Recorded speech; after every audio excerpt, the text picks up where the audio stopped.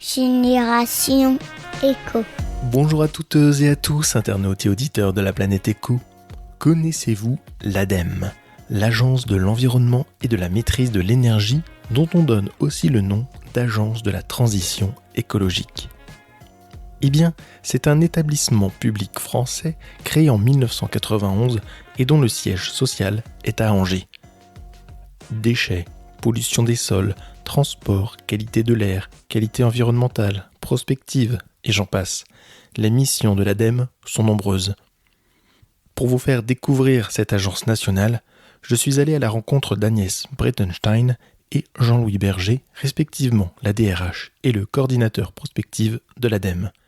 Un épisode en 2 parties, dont voici la première. Bonne écoute.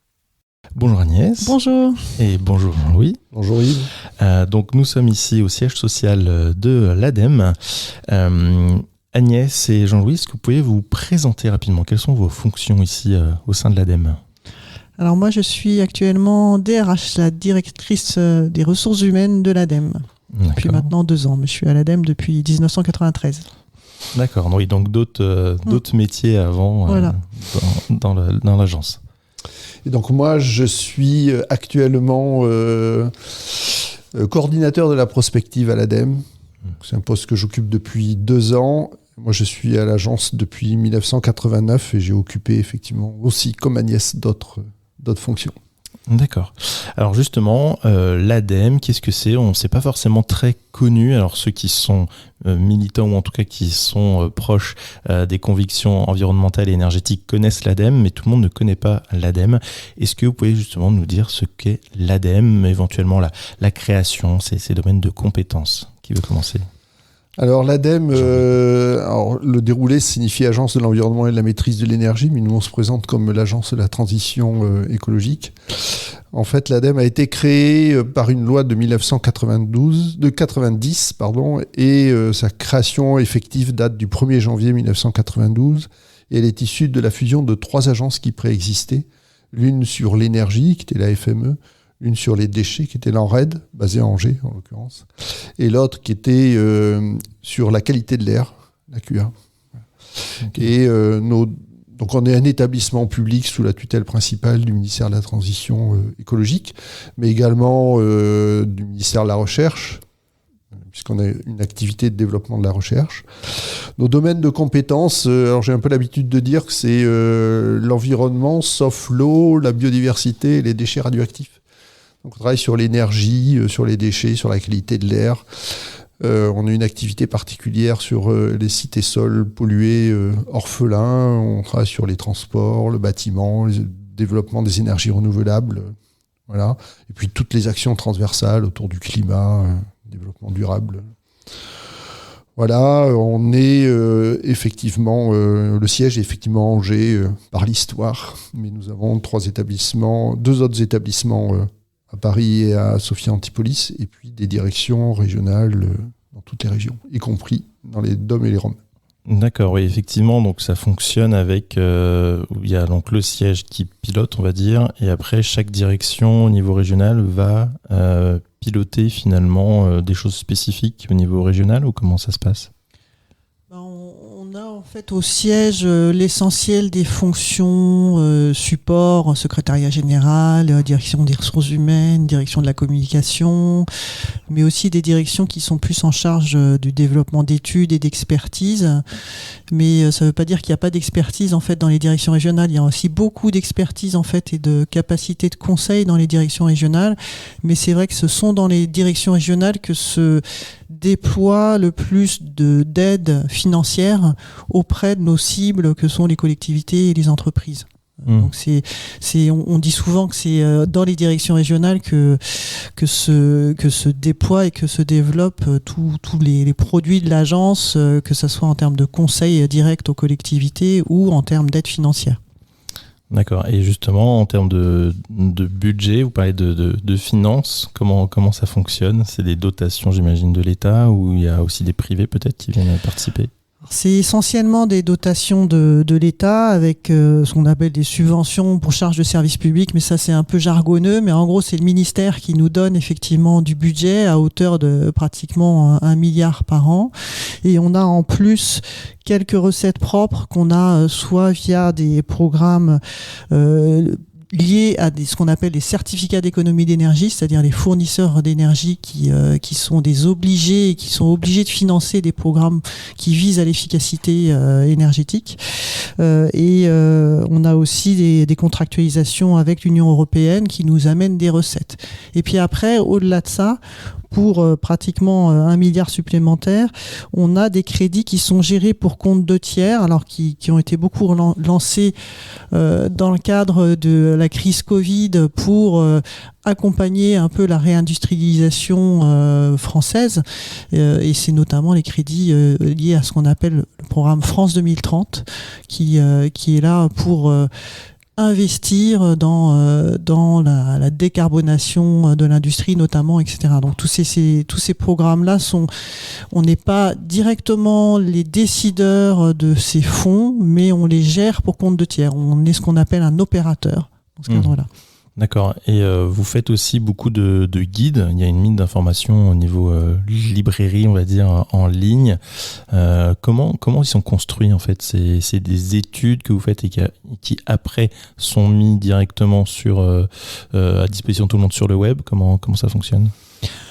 Alors on a effectivement, l'ADEME, c'est beaucoup de contenu qu'on met en ligne effectivement à travers sa librairie. Moi j'invite vraiment tout le monde à taper librairieadem.fr pour aller voir tous ces contenus, parce que c'est de différents niveaux, et ces contenus, ça peut être autant effectivement la publication d'une thèse qu'on aura cofinancée, puisqu'on accueille 100 thésards par an à l'ADEME, pas dans nos murs, puisqu'ils travaillent dans les labos, mais on suit leur thèse. Donc ça peut être des rapports de plusieurs centaines de pages qui sont des rapports de recherche, comme des études un peu plus synthétiques où on va donner une vision prospective du sujet. Et là, je vais laisser évidemment Jean-Louis en parler. Comme aussi des guides très pratico-pratiques qui vont aider soit le grand public, soit la collectivité. Ça peut être un guide ou bien même une appli sur qu'est-ce que je vais faire de mes déchets, où est-ce que je dois aller poser tel ou tel déchet. Mais ça peut être aussi un guide pour une collectivité sur comment je vais changer l'éclairage public de ma commune, avec quel type de technologie, et comment je vais organiser la gouvernance de ça et ce projet-là. Donc il peut vraiment y avoir derrière tous ces contenus différents niveaux d'expertise ou de praticité. Tout dépend en fait de ce qu'on vient chercher et du niveau qu'on veut chercher dans cette librairie.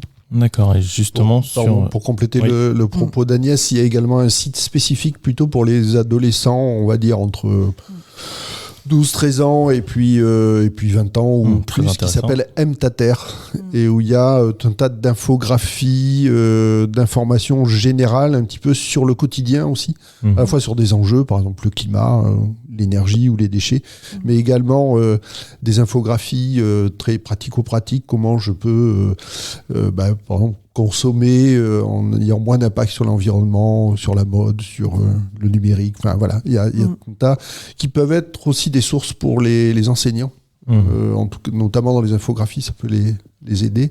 Puis en complément de toute cette communication, on propose aussi de la formation. Donc là, on s'adresse plus à des publics professionnels, en collectivité, en entreprise ou dans des associations. Voilà, c'est un peu le panel assez large, mais effectivement, comme le dit Agnès, il y a énormément de choses. Donc l'idéal, effectivement, en allant sur la librairie, déjà on peut y aller par type de public, ou si on est une collectivité, une entreprise, ou au contraire une personne lambda, donc on les dirige vers effectivement des documents qui vont plus les intéresser, ou alors on tape sur le moteur de recherche ces mots-clés, un nombre de mots-clés, et puis on aboutit au résultat de plusieurs travaux divers et variés. Ok. Et alors justement, il y a un projet qui s'appelle Transition 2050 où on voit donc les scénarios pour atteindre donc la neutralité carbone. Qu'est-ce que c'est qu'exactement ? Il y a eu donc vous avez cité 2030. Là, on est sur 2050. Qu'est-ce que c'est exactement ? Alors depuis une petite vingtaine d'années, on fait de la prospective. On a déjà fait 2 exercices de prospective en 2014-2017. Et là, en 2021, on a sorti un 3e exercice de prospective qui est beaucoup plus complet, beaucoup plus important que les précédents, parce que c'est 3 ans de travail environ, et puis ça a mobilisé chez nous un peu plus de 120 personnes, et quasiment autant à l'extérieur, parce qu'on n'a pas fait ça tout seul. Et en fait, l'objectif de ce travail-là, c'est de montrer à tout le monde ce que signifie pour une société d'aller à la neutralité carbone en prenant des chemins différents. On a pris 4 scénarios qui sont en fait basés sur des archétypes de scénarios du GIEC. Ça correspond à 4 grandes idées politiques finalement. Et ils arrivent tous à la neutralité carbone, mais ça ne veut pas dire la même chose pour la société. Et du coup, on montre à tout le monde ce que ça signifie, une façon d'habiter, de se déplacer, de manger, en même temps qu'une communication aussi très professionnelle sur des enjeux techniques ou technologiques. Voilà. Alors là, c'est sur le site de l'ADEME. Vous tapez les futurs en transition sur un moteur de recherche, si vous tombez directement. Voilà. Alors il y a des documents, comme on disait pour la communication, très techniques. Il y a un document principal qui fait 687 pages, qui n'est pas forcément à la portée de tout le monde, même si on peut lire chapitre par chapitre. Et même si on a essayé, on a fait faire une relecture par des journalistes pour que quand même la rédaction soit à peu près compréhensible, mais ça reste des documents techniques. À côté de ça, il y a une synthèse qui fait 44 pages et il y a un document qui s'appelle un résumé exécutif qui fait 12 pages, donc qui est vraiment là accessible à tout le monde. Et puis on a fait des infographies, on a fait des podcasts. Il y a 4 podcasts correspondant aux 4 scénarios, avec les 3 premières minutes qui sont un peu du théâtre. On imagine 2050 dans ce scénario-là. Et puis après, il y a un débat entre 4 spécialistes, voilà, une sociologue, une chef cuisinière, une économiste, notamment animée par une journaliste. Ce sont que des femmes, totalement volontaires. Voilà. Et puis il y a tout un tas de travaux que l'on a fait qui sont accessibles au grand public. Et justement, sur ces 4 scénarios, donc on va tous à la neutralité carbone. Est-ce qu'il y en a quand même un qui est mieux que les autres ou pas vraiment ? Ça dépend. Ça dépend finalement de par quel angle on prend le problème. Nous, on ne s'est pas positionné. On attire attention sur le fait que alors le scénario 1 qui est un scénario très sobre et surtout qui, dès le départ, on impose un certain nombre de réglementations, de quotas divers et variés. Le questionnement, c'est est-ce que la population française va accepter des restrictions de consommation au sens large, pas seulement énergétique, mais on consomme moins de produits, moins de services. Du coup, est-ce que ça ne va pas générer des manifestations, des oppositions très fortes qui obligeraient un gouvernement à reculer ? Et puis le 4e, il est technologique, c'est-à-dire qu'on se dit la science va nous sauver, la technologie va nous sauver, sauf que il faut que la technologie soit au rendez-vous. Or, les technologies qu'on a apprises seront peut-être pas toutes au rendez-vous, plus des impacts environnementaux qui sont assez importants, donc il y a vraiment des gros risques. Donc les 2 extrêmes sont un peu risqués. Finalement, il reste que les 2 médians, le 2 et le 3. Le 2 est un scénario sobre, plutôt déconcentré, décentralisé, et le 3, c'est la société d'aujourd'hui, mais en atteignant la neutralité carbone. D'accord, oui, parce qu'il ne faut pas oublier quand même que le numérique aussi pollue. On parle beaucoup que la technologie peut nous aider, mais c'est quand même très générateur de pollution, mine de rien, plus que le transport aérien. Donc il faut quand même faire attention à cette volonté de tout vouloir dématérialiser, ou en tout cas utiliser les technologies. Mais oui, mais on aborde ce sujet-là, on aborde l'alimentation, on aborde la consommation de sol, on aborde les impacts sur la qualité de l'air, l'adaptation au changement climatique. Enfin, on a publié 2000 pages. Aujourd'hui, il y a 14 documents. Il devrait y en avoir 5 d'ici la fin du mois. Donc on a fait, alors pas le tour de la question, parce qu'il y a certains sujets qu'on n'a pas développés, mais on apporte déjà pas mal de matière, y compris une analyse macroéconomique, donc l'impact de chacun des scénarios sur le PIB, sur la dette du pays, sur les emplois, etc., etc. D'accord, donc par exemple sur ce projet, vous avez dit qu'il y avait plus de 120 collaborateurs qui ont travaillé. Combien vous êtes à l'ADEME en fait ? Ça a l'air d'être assez grand, assez costaud. On n'est jamais assez, j'allais dire, en tant que DRH, mais on est environ 1300, 1400, ça dépend des croissances temporaires d'activité, j'allais dire, mais on est environ 1000 CDI auxquels on rajoute 300 qui sont composés d'intérimaires, de CDD, plus ou moins longue durée, de volontaires service civique aussi, qui sont dans les Outre-mer, d'alternants, puisqu'on accueille presque 50 alternants chaque année pour parfaire aussi leur formation. Donc voilà, on est dans ces zones-là d'effectifs. Donc c'est pas énorme hein, compte tenu du sujet, donc ça veut dire qu'on travaille beaucoup aussi avec tous les autres acteurs et avec tous les autres partenaires, notamment sur le territoire, pour avancer sur ce sujet. Et j'imagine que vous recrutez souvent, non, du coup ? Alors là, on est en phase de recrutement et en phase de croissance. C'est vrai que ces dernières années, jusqu'à 2020, on a été plutôt en phase de décroissance, ce qui n'était pas forcément très intuitif, compte tenu des sujets dont l'importance continuait à croître, mais c'est vrai que c'était un effort global du gouvernement et de l'État que de réduire les effectifs dans les fonctions publiques. Mais là, on est en forte croissance et effectivement, l'an prochain, on devrait à nouveau recruter une centaine de postes. Donc, c'est effectivement l'ADEME, c'est une entreprise qui recrute. D'accord. C'est une entreprise qui recrute sur tous les territoires, et qui recherchent majoritairement des ingénieurs, mais aussi des métiers de la gestion, mais aussi des métiers de la communication. Tout dépend un peu des besoins qui existent dans les différentes équipes. Ou même des ressources humaines, par exemple, peut-être. Oui, on pour recrute vous épauler. Aussi, voilà, on recrute aussi pour recruter, effectivement. Oui, ça fait quand même pas mal de monde. Donc vous avez dit aussi que ça fait plusieurs années que vous êtes à l'ADEME, donc j'imagine qu'en plus, quand on rentre, il y a des perspectives d'évolution qui sont quand même assez fortes. Oui, il y a effectivement à l'ADEME différents types de métiers et du coup, on essaye d'avoir un accompagnement professionnel qui permet de suivre. Et moi, si je cite mon expérience, quand je suis arrivée à l'ADEME, on me disait... alors moi, j'étais ingénieur de formation. Et on me disait, oh là là, tu vas dans cette bande d'écolos. En 93, on était quand même encore vu comme une bande d'écolos, pas très sérieux, un peu utopiste, j'allais dire. Et aujourd'hui, quand je dis que je travaille à l'ADEME, on me dit, waouh, tu travailles à l'ADEME, quelle chance, quoi. Et effectivement, aujourd'hui, on rentre à l'ADEME parce que on a des convictions et surtout, effectivement, l'agence a une image justement pas d'écolo, pas d'utopisme, mais plutôt de sérieux et d'objectivité dans son expertise autour de la transition écologique. Et on est un peu le garant finalement de cette objectivité et de cette neutralité, y compris politique. Même si on est un opérateur de l'État, c'est vraiment notre conviction. Donc quand on rentre à l'ADEME, on rentre vraiment beaucoup avec cette optique d'utilité et de servir la cause, mais en toute neutralité pour faire avancer les choses et qu'elles soient socialement, économiquement justes. Mais quand on rentre à l'ADEME, finalement, on se rend compte que c'est une agence qui socialement en plus est très intéressante. C'est-à-dire, elle a vraiment un cadre social très attractif.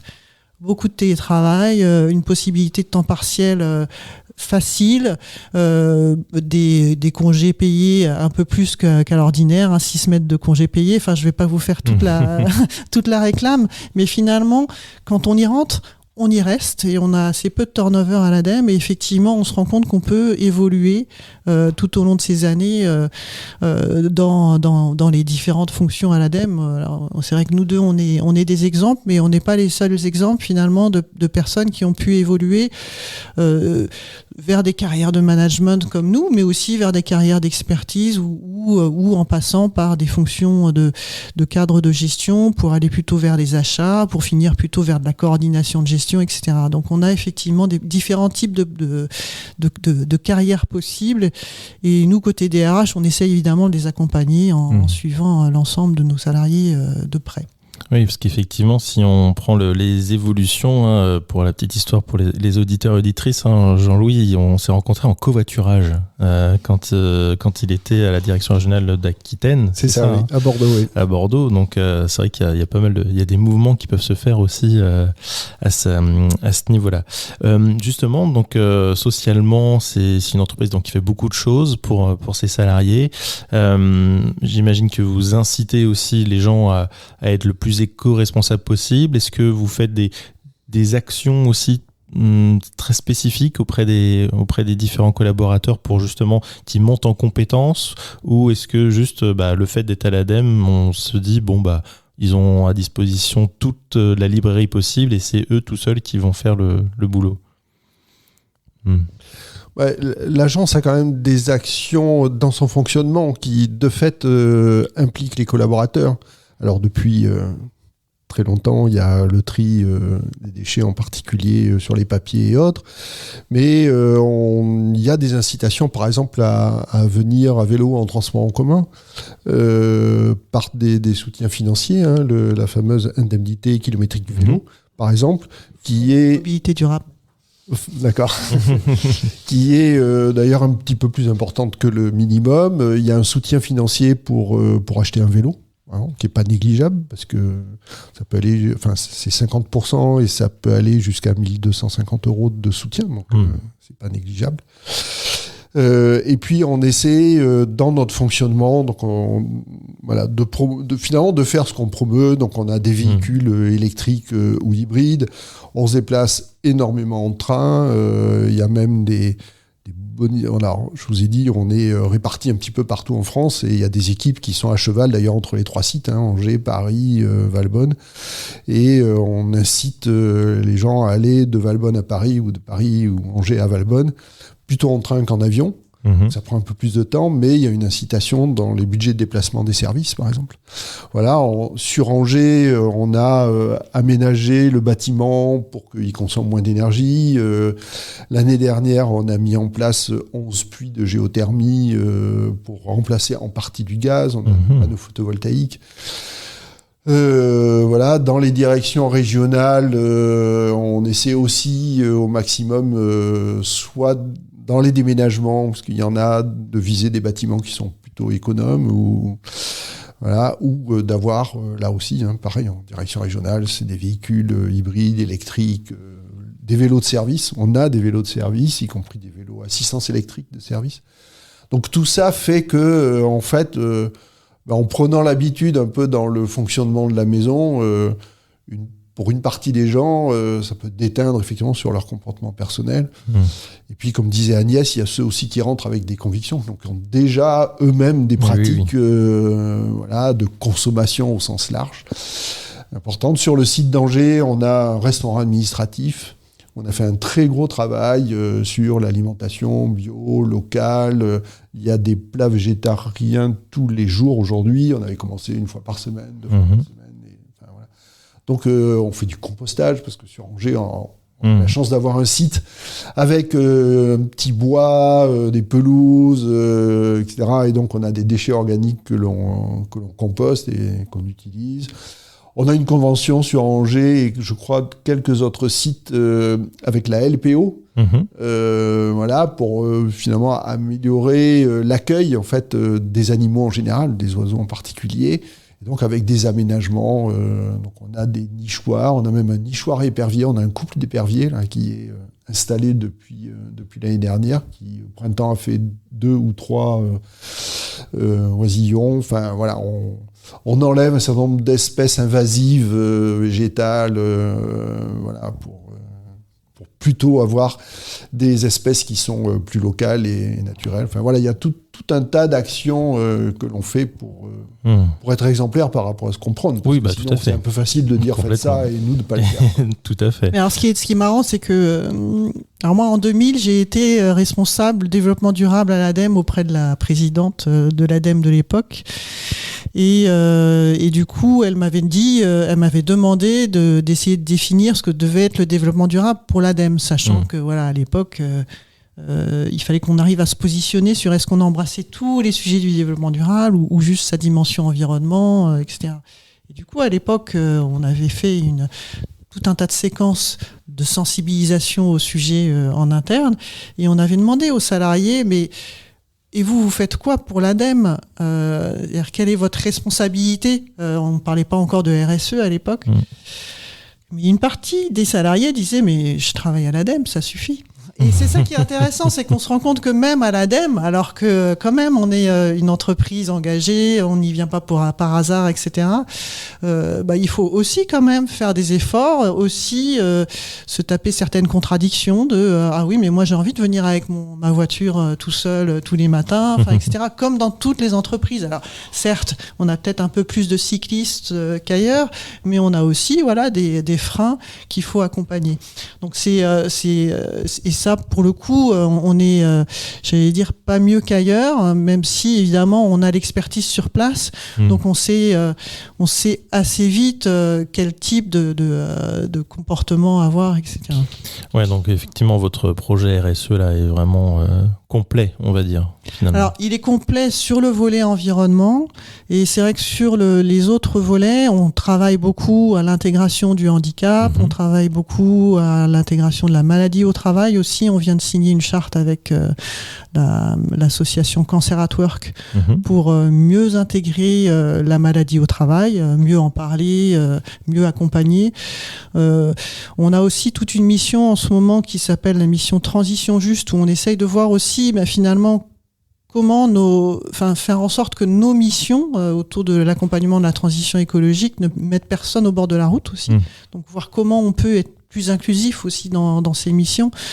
Donc ces éléments-là, on essaye aussi d'y travailler pour, j'allais dire, ne pas être monomaniaque de l'environnement, mais bien se rendre compte de toute façon que c'est un système et qu'il y a plein de dimensions derrière, quoi.